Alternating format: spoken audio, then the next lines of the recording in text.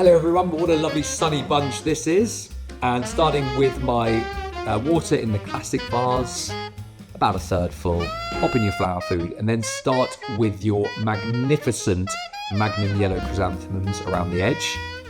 Then I'm filling the gaps with my foliage, eucalyptus populus it's called. And then into the middle goes my aster and my sunflowers, which will stand upright quite neatly using the other stems for support.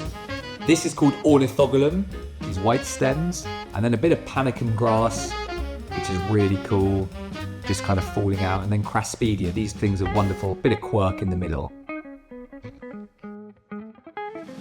Onto the flower frog. So I'm just covering the pins with the water. And then to get the height of my first stem, I like to take the diameter of my vessel plus the height, and that sets the first height using one of my focal stems, like a rose or a bloom. And then I like to do the other two. This is kind of creating the framework to work in amongst.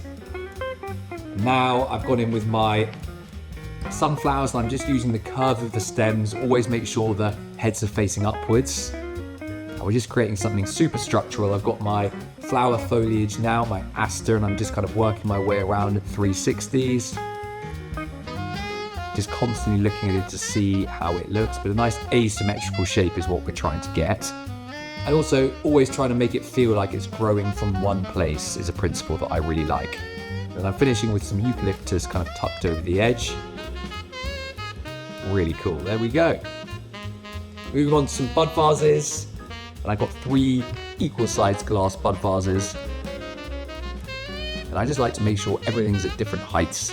These are going to be perfect for your dining room table, or in a bathroom, or beside your bed.